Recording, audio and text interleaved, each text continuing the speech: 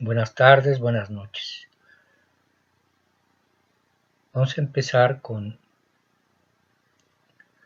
la parte 3 del sector real, con el subtítulo Salarios y Dinero.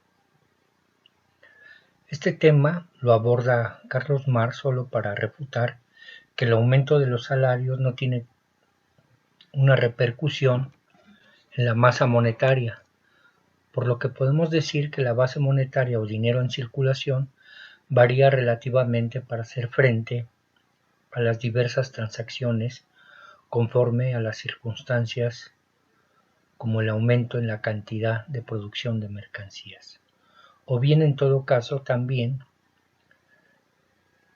por la presión y especulación de los precios que se encuentran fuera de control, como pasó al inicio del periodo neoliberal. Los tecnócratas llegaron a imponer el neoliberalismo presentando una ignorancia de los asuntos técnicos sobre el mal funcionamiento del sistema monetario y de los precios, para el manejo de la cantidad relativa monetaria en circulación y hacer frente a las transacciones y otras formas de demanda monetaria. El control de los precios fue dado en la medida de que se crearon los instrumentos técnicos con la creación de la Unidad Técnica de Precios y Tarifas en la administración del secretario de Hacienda Jesús Silva Gerson, para poder ajustar y controlar los precios y tarifas del gobierno de Miguel de la Madrid y Carlitos Salinas, y como consecuencia la base monetaria tuvo sus efectos como se observa en el gráfico. En 2020, el Banco de México aumentó de manera especulativa la base monetaria o dinero en circulación sin un motivo o circunstancia que le haga variar, a menos que sea por aumento en las tasas de interés de los CETES o por el aumento de la producción, que no son el caso, sino más bien por la guerra de precios de la oligarquía, como el aumento de los precios del gas de manera ficticia, los alimentos, los productos pecuarios, como una forma de hacer una guerra inflacionaria en contra del poder adquisitivo de los salarios de la clase trabajadora. No se requiere mucha ciencia para entender la guerra abierta al actual gobierno y por lo tanto al pueblo, utilizando mecanismos en contra del pueblo para fastidiarlo y que éste se voltee en contra de la 4T para dar paso nuevamente al régimen neofascista de los neoliberales. Esto no va a pasar, están pero bien equivocados. Hoy el pueblo es sabio, diría Fidel Castro. Cada vez es más consciente de su rol dentro de la 4T. Es ahora hora de cambiar a los neoliberales que siguen en el Banco de México sin tocar su autonomía, además de llevar a cabo una reforma administrativa en el gobierno federal, en especial en la Secretaría de Hacienda, que incluía la remoción de los directores de área y directores adjuntos homólogos que quedaron del viejo régimen prianista neoliberal. Otro punto es la oferta y demanda o especulación. Carlos Marx empieza este punto con la pregunta: ¿qué son los salarios altos y qué son salarios bajos? Los salarios solo pueden calificarse de altos o de bajos comparándolos con alguna norma que nos permita medir su magnitud. Y en este caso la cantidad de las mercancías que integran la canasta básica sería la medida para saber si un salario es alto o bajo, es decir, si el salario es lo suficiente o insuficiente para adquirir los productos de esa canasta básica, o bien de lo que dispone la Constitución, de contar con un salario que permita vivir a una familia dignamente. Los neoliberales no podrían saber, como dice Carlos Marx, por qué se paga una determinada suma de dinero por una determinada cantidad de trabajo. Si contestan que esto lo regula la ley de la oferta y la demanda, les pediría ante todo que me dijesen por qué ley se regulan a su vez la demanda y la oferta, y esta contestación le pondría inmediatamente fuera de combate, o los pondría.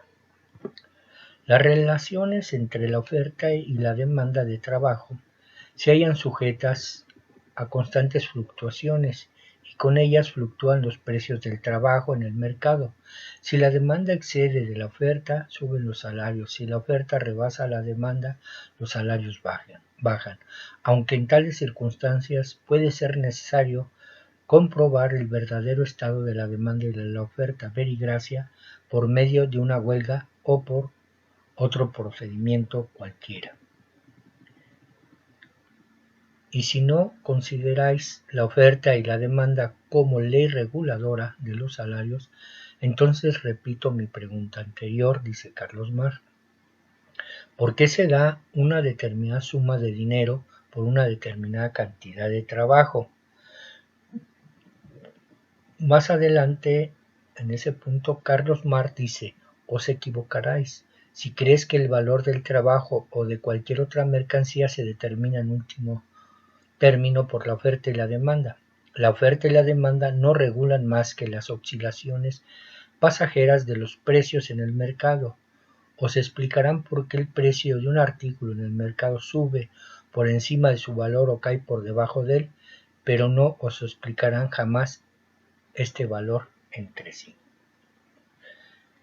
En el caso del resto de las mercancías, por ejemplo, plantearemos que el aumento del gas, de los alimentos, de los productos pecuarios, no aumentaron este año por una variación en su valor, sino por la especulación que ejercen sobre ello los caciques, por lo que el presidente, conociendo este tipo de manejo especulativo, lanza la creación de una empresa distribuidora de gas para regular el precio. Esto abre un espacio para que el gobierno cree tiendas de bienestar que se dediquen a la comercialización de todas o de la mayoría de las mercancías que integran la canasta básica, para no solo llevarlos a su valor al pueblo, sino también para evitar la especulación de regular la oferta y demanda, así como también la creación de centros de abastecimiento de productos pecuarios, la instalación de gasolineras, el gobierno, entre otros mecanismos de control de precios, considerando que el ataque al bolsillo de la clase trabajadora por los capitalistas conservadores es letal para mantener sus ganancias, y otro tanto cabría decir de los salarios y de los precios de todas las demás mercancías. La respuesta de la creación de la empresa pública gasera por el presidente, dada la inflación inducida por los enemigos del pueblo sobre el precio anual del gas LP, fue porque registró aumentos irracionales, pasando de un promedio de 11.23% en el cuarto trimestre de 2020 a uno de 30.05% en el primero de 2021. Alcanzando 31.93% en la primera quincena de mayo. Esto por la evolución de sus referencias internacionales expresadas en pesos. Por la parte, las variaciones anuales del gas naturalmente aumentaron de un promedio de 2.49 a uno de 4.76%. Ahora pasaremos a otro punto que toca Carlos Marx, que sería salarios y precios. Reducidos a su expresión teórica más burda y simple, los argumentos de los neoliberales se traducen en un solo y único dogma: los precios de las mercancías se determinan o regulan por los salarios. La ganancia y la renta del suelo son también partes integrantes de los precios de las mercancías, puesto que de estos salen para pagar no solo los salarios de los obreros, sino también las ganancias del capitalista y las rentas del terrateniente. Pero ¿cómo se forman los precios según su modo de ver de los neoliberales? Se forma en primer término por los salarios, luego se añade al precio un tanto por ciento adicional a beneficio del capitalista y otro tanto por ciento adicional a beneficio del terrateniente.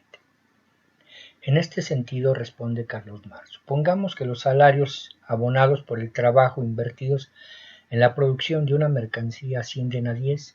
Si la cuota de ganancia fuese del 100%, el capitalista añadiría a los salarios desembolsados 10, y si la cuota de renta fuese también del 100% sobre los salarios, habría que añadir 10 más, por lo cual el precio total de la mercancía se cifraría en 30. Pero semejante determinación de precio significaría simplemente que éste se determina por los salarios. En el ejemplo que pone Carlos Marx, diríamos que si los salarios ascendiesen a 20, el precio de la mercancía ascendiera a 60 y así sucesivamente, se abriría una carrera entre precio y salario. De aquí por qué todos los escritores conservadores de la economía política que sentaban las tesis de que los salarios regulan los precios, intentaban probarla presentando la ganancia y la renta del suelo como simples porcentajes adicionales sobre los salarios. Parecería creer, por el contrario, que las ganancias se fijaban por la tradición, la costumbre, la voluntad del capitalista o por cualquier otro método igualmente arbitrario e inexplicable. Cuando dicen que las ganancias se determinan por la competencia entre capitalistas, no dicen absolutamente nada. Esta competencia indudablemente nivela las distintas cuotas de ganancia de las diversas industrias, o sea, la reduce a un nivel medio, pero jamás puede determinar este nivel mismo o la cuota general de ganancia. Se pregunta Carlos Marx, ¿qué queremos decir cuando afirmamos que los precios de las mercancías se determinan por los salarios? Como el salario no es más que una manera de denominar el precio de trabajo, al decir esto decimos que los precios de las mercancías se regulan por el precio del trabajo, y como a precio es valor de cambio, y cuando hablo de valor, dice Marx, me refiero siempre al valor de cambio. Valor de cambio expresado en dinero. Esa afirmación equivale a esta otra. El valor de las mercancías se determina por el valor del trabajo, o lo que es lo mismo, el valor del trabajo es la medida general del valor. Pero ¿cómo se determina a su vez el valor del trabajo? Al llegar aquí nos encontramos en un punto muerto, dice Marx. Lo más objetivo sería por la cantidad de mercancías que requiere la clase trabajadora y su familia para vivir, siempre y cuando, claro está, que intentemos razonar lógicamente, pero los defensores de esta teoría neoliberal no sienten grandes escrúpulos en materia de lógica. No les importan las condiciones infrahumanas en que viven los pueblos. En esa lógica capitalista así afirman que el valor del trabajo determina el valor de la mercancía y que terminamos afirmando que el valor de la mercancía determina el valor del trabajo. De este modo nos hacemos más que movernos en un círculo sin llegar a ninguna conclusión.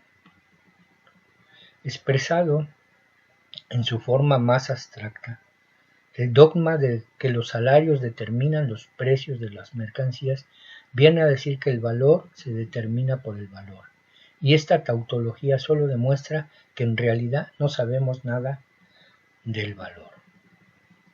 Por eso dice Carlos Marx, hay que reconocer a Ricardo el gran mérito de haber destruido hasta en sus cimientos, con su obra Principios de Economía Política publicada en 1817, el viejo error tan difundido y gastado de que los salarios determinan los precios.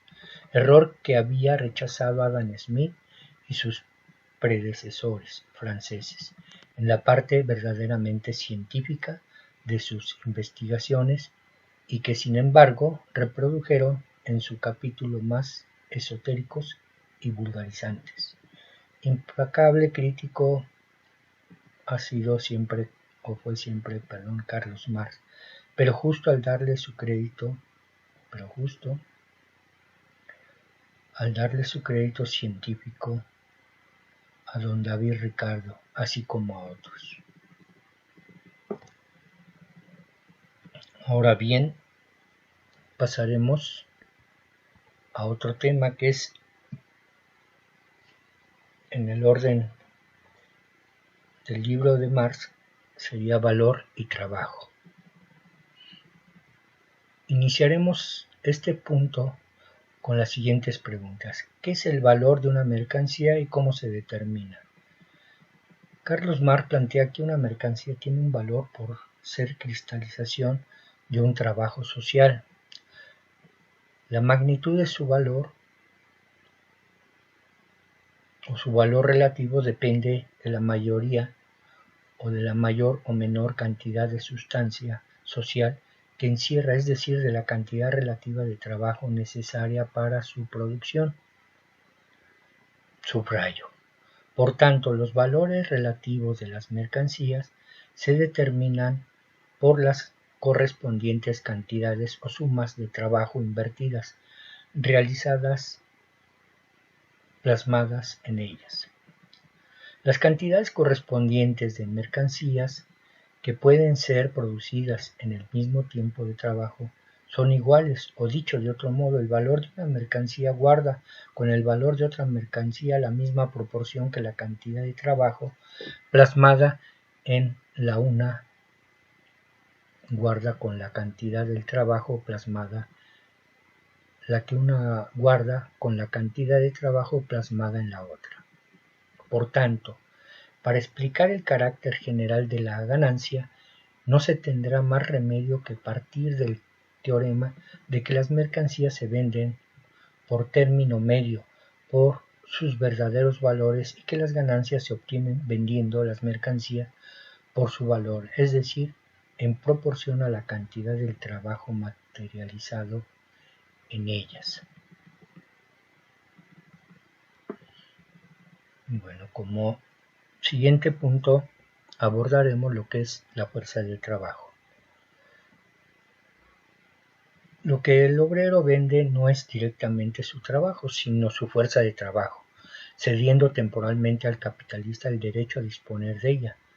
Tan es así que en la Ley Federal del Trabajo se fija el máximo de tiempo por el que una persona puede vender su fuerza de trabajo, es decir, una jornada de 8 horas que históricamente es resultado de las luchas obreras de principios del siglo pasado. El valor de la fuerza de trabajo se determina por el valor de los artículos de primera necesidad imprescindibles para producir, desarrollar, mantener y perpetuar la fuerza de trabajo. En México, el Banco de México establece una canasta básica está hecha a modo, por cierto, muy cuestionable. Según el banco, equivale esa canasta básica a un salario mínimo. Sin embargo, por décadas los trabajadores han recibido menos productos de esa canasta básica en la medida del grado de explotación en que son objeto la clase trabajadora. En contraparte, el capitalista obtiene mayores ganancias, lo que significa que la fuerza de trabajo está por debajo de su valor y en una condición altamente precaria. Pedir una retribución igual o incluso una retribución equitativa sobre la base del sistema de trabajo asalariado es lo mismo que pedir libertad sobre la base de un sistema fundado en la esclavitud, la anarquía, la inequidad, el saqueo, la guerra, la destrucción. Lo que pudiéramos estimar justo o equitativo no hace al caso. El problema está en saber qué es lo necesario e inevitable dentro de un sistema dado de producción. En conclusión, el valor de la fuerza de trabajo se determina por el valor de los artículos de primera necesidad imprescindibles para producir, desarrollar, mantener y perpetuar la fuerza del trabajo. Bueno, con este punto, siguiendo el hilo conductor del libro de Carlos Marx, damos por terminada esta parte 3 del sector real. Bueno, me despido de ustedes, les agradezco que vean mis videos y lo difundan. Realmente mi interés no es de orden de tener suscritos o de mi único interés es la difusión del conocimiento y un conocimiento basado en la ciencia. Bueno, espero que les guste esta parte. Por otro lado, pues le doy como siempre gracias a mi esposa y a mi nieto por apoyarme a seguir haciendo este esfuerzo por transmitir lo que siempre me ha gustado, la ciencia económica. Y por otra parte, también expresar que la mayoría de las cifras que tomo son de INEGI, en este caso, y por otro lado, las gráficas que aparecen en su totalidad o prácticamente todas son elaboradas con esa información de INEGI por un servidor. Entonces, las imágenes pues las puedo y las obtengo de Google o de otras fuentes que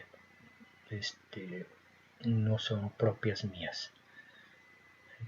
Bueno, hasta aquí dejamos esta parte y nos vemos y escuchamos, más bien escucharnos porque no me dejo ver, el siguiente video para la próxima.